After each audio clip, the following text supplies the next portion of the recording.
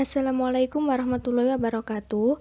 Kami dari kelompok 2 akan mempresentasikan hasil kerja kelompok kami mengenai mata kuliah perkembangan peserta didik, yaitu karakteristik perkembangan bayi. Perkenalkan anggota kelompok kami, yang pertama adalah Novi Dwi Jayanti, yang kedua Muhammad Bagus Erianto, yang ketiga Khadijah Azakiyah, dan yang keempat adalah Fikratul Aziza.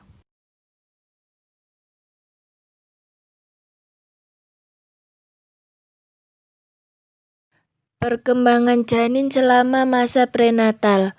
Masa prenatal adalah periode awal perkembangan manusia yang dimulai sejak ovum wanita dibuai oleh sperma laki-laki sampai dengan waktu kelahiran seorang individu. Pada periode ini terjadi perkembangan yang relatif singkat. Namun pada periode inilah terjadi perkembangan yang sangat cepat dalam diri individu. Para ahli psikologi perkembangan membagi periode prenatal atas 3 tahapan perkembangan, yaitu pertama tahap germinal atau germinal stage. Tahap germinal adalah periode awal kejadian manusia.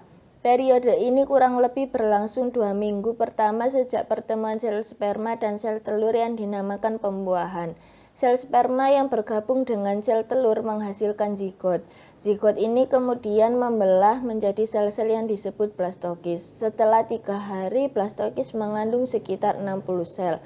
Blastokis berisi cairan yang cepat mengalami perubahan penting. Blastokis yang telah tertanam dalam dinding rahim inilah yang disebut embrio dan menjadi tahap akhir dari tahap germinal. Kedua, yaitu tahap embryonik atau embryonic stage. Tahap ini dimulai dari 2-8 minggu yang ditandai dengan perubahan organ utama dan sistem fisiologis. Dalam tahap ini terdapat 3 sarana yang membantu perkembangan struktur anak, yaitu kantong amniotik, plasenta, dan tali pusar. Tahap embrio juga ditandai dengan perkembangan sistem saraf. Terlihat pada saat janin berumur 6 minggu, embrio telah dapat dikenali sebagai manusia. Pada umur 8-9 minggu, perubahan janin semakin terlihat jelas. Kemudian tahap yang ketiga yaitu tahap janin atau fetus stage. Tahap ini dimulai ketika janin berusia 9 minggu sampai lahir. Setelah 8 minggu kehamilan, embrio berkembang menjadi sel-sel tulang. Dalam tahap ini, ciri-ciri fisik mulai terlihat jelas. Pada tahap ini, janin secara spontan dapat menggerakkan kepala, tangan, kaki, dan jantungnya mulai berdenyut. Masa postnatal atau yang dimaksud adalah sesudah kelahiran. Postnatal adalah masa sesudah kelahiran atau masa di mana bayi sudah keluar dari dalam kandungan. Setelah bayi lahir keluar dari kandungan akan mengalami perkembangan yang meliputi masa bayi, masa awal anak-anak, masa pertengahan, dan akhir anak-anak, masa remaja, masa awal dewasa, masa akhir dewasa, dan sampai masa tua. Dalam masa postnatal atau sesudah lahir, terdapat juga masa neonatus, yaitu dimulai pada waktu lahir sampai akhir minggu kedua setelah bayi lahir. Dan masa partunatus, yaitu berlangsung sejak bayi lahir sampai dipotong tali pusarnya. Sudah dipotong tali pusarnya, bayi akan memasuki masa neonatus. Jadi, masa partunatus ini sangat pendek sekali, sehingga dalam seluruh masa partunatus biasa dianggap masa neonatus. Menurut Silowindradini, dalam bukunya ada beberapa hal yang mempengaruhi penyesuaian neonatus. Di antaranya, yang pertama, sekitar dalam masa prenatal, kesehatan ibu dan keadaan emosional ibu selama mengandung sangat berpengaruh kepada bayi untuk menyesuaikan diri terhadap lingkungan. Oleh karena itu, harus benar-benar diperhatikan.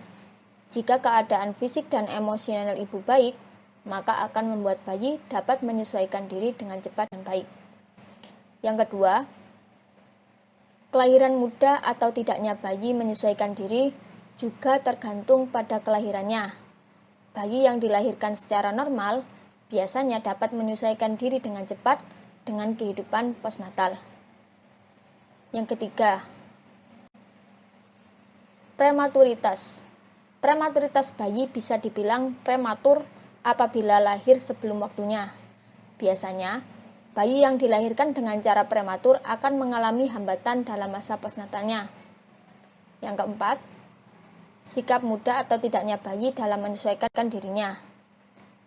Sikap muda atau tidaknya bayi dalam menyesuaikan dirinya setelah lahir juga tergantung dari orang tuanya, terutama ibu.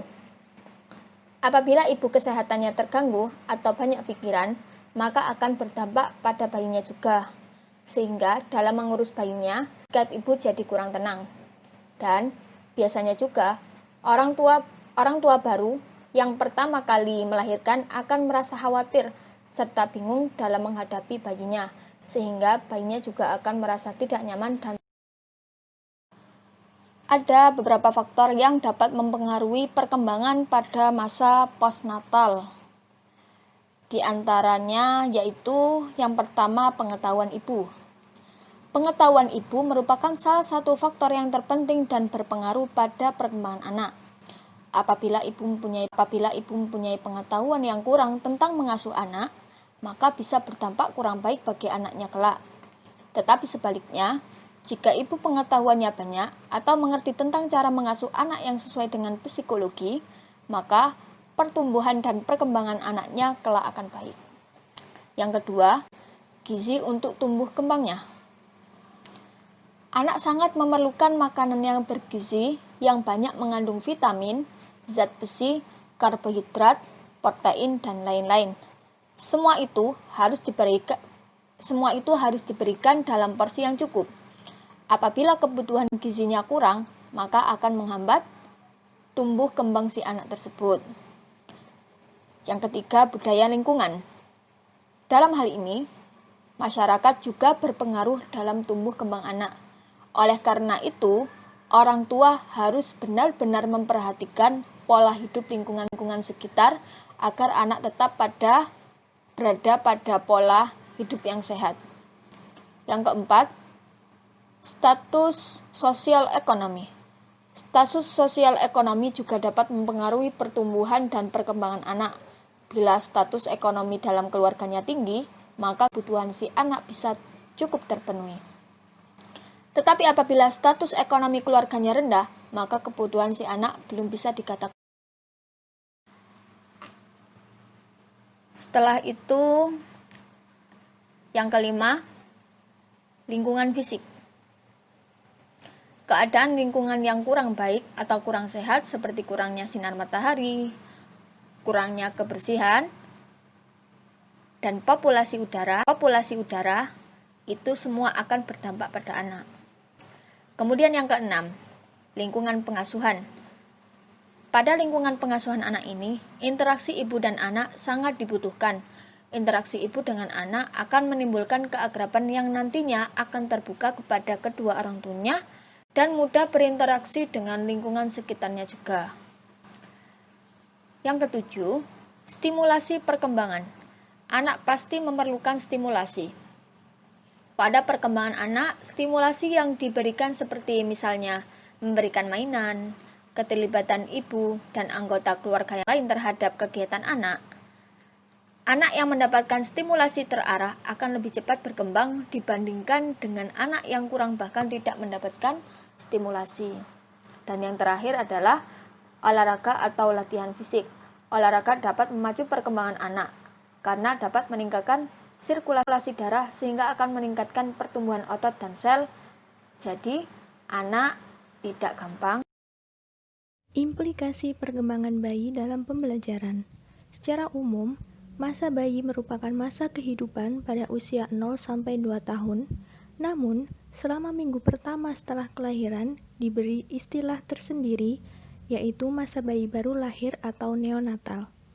Karena memiliki karakteristik tersendiri, sedangkan masa bayi berlangsung pada usia 2 minggu setelah lahir sampai dengan usia 2 tahun. Masa bayi baru lahir atau neonatal berkisar usia 0-2 minggu. Yang pertama mengenai perkembangan fisik. Pada masa ini biasanya terjadi penurunan berat badan akibat kesulitan bayi baru lahir untuk menyesuaikan diri secara cepat dengan lingkungan baru. Seringkali terdapat rambut-rambut halus di kepala dan punggung, tetapi yang pada di bagian punggung biasanya akan segera menghilang. Proporsi kepala dengan panjang tubuh kira-kira 1:4. Perkembangan motorik. Gerak-gerak bayi baru lahir bersifat acak dan tidak berhubungan dengan kejadian-kejadian di lingkungan. Yang pertama adalah gerak menyeluruh, terjadi di seluruh tubuh, bisa salah satu bagian tubuh distimulasi, walaupun gerakan yang paling menonjol terjadi pada bagian yang diberi simulasi. Biasanya gerakan menyeluruh semakin meningkat dan semakin sering terjadi dari hari ke hari. Yang kedua adalah gerakan khusus. Gerakan khusus meliputi bagian-bagian tubuh tertentu. Gerakan ini merupakan gerak refleks yang merupakan tanggapan terhadap rangsangan indera khusus yang tidak berubah dengan pengulangan rangsangan yang sama. Yang ketiga adalah perkembangan bahasa. 1. Yaitu menangis. Selama masa neonatal dan bulan-bulan pertama masa bayi, menangis merupakan bentuk suara yang menonjol. Menangis pada waktu lahir merupakan gerak refleks bayi. Oswald dan Postman menguraikan nilai sosial dari tangisan bayi dengan mengatakan bahwa tangisan bayi merupakan perilaku pertama yang mempunyai nilai sosial yang menandakan ketergantungan total pada satu makhluk. Yang kedua adalah suara ekspulsif. Terkadang bayi baru lahir mengeluarkan suara ini seperti nafas yang berat.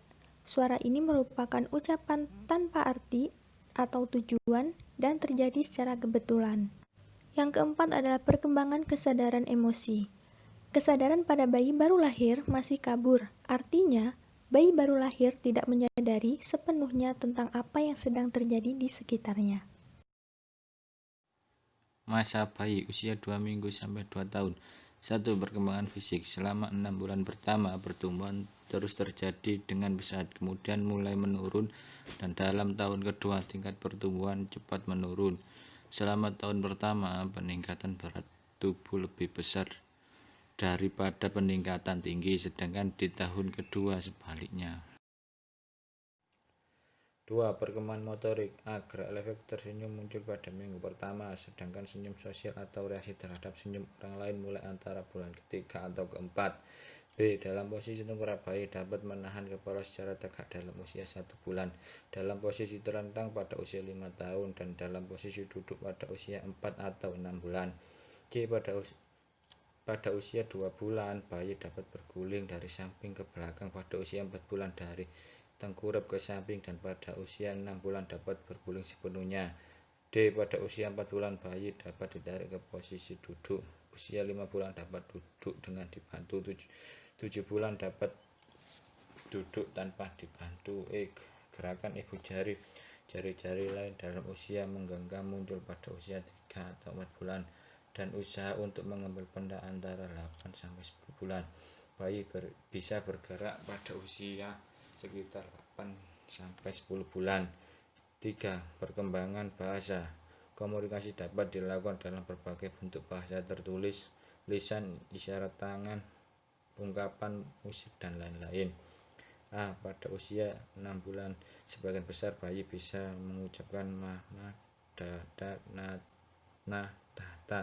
B. Pada usia 12-18 bulan, bayi sudah bisa mengerti kata-kata, misalnya ibu, bapak, makanan, mainan, dan lain-lain. C. Pada usia 18 bulan, bayi sudah mulai mampu mengucapkan 2 kata tetapi masih terpotong. 4. Perkembangan sosial. A. Pada usia 9-13 bulan, bayi mencoba menyentuh pakaian, wajah, rambut bayi lain, dan menirukan perilaku dan suara mereka. B. Pada usia 16-18 bulan, bayi mulai menunjukkan negativisme berupa keras kepala, tidak mau mengikuti perintah orang dewasa. C. Usia 18-24 bulan, bayi mulai berminat bermain dengan bayi lain menggunakan bahan-bahan permainan untuk membentuk hubungan sosial dengannya. D. Usia 22 sampai 24 bulan, bayi mau bekerja sama dalam sejumlah kegiatan rutin seperti mandi, makan, berpakaian. 5. Perkembangan emosi. A. Menangis. B. Tertawa atau senyum. C. Mulai muncul rasa takut terhadap sesuatu yang asing atau kepada orang yang tidak dikenal. D. Muncul kecemasan. E. Mulai menunjukkan kemarahan atau agresif. 6. Perkembangan mental atau intelektual. Kemampuan intelektual atau kognitif berkaitan dengan thinking atau perceiving dan understanding untuk mengenal lingkungan. Bayi menggunakan sistem peninderaan dan gerak motorik. Itulah materi yang dapat kami sampaikan mengenai karakteristik perkembangan bayi. Sekian presentasi dari kelompok kami. Wassalamualaikum warahmatullahi wabarakatuh.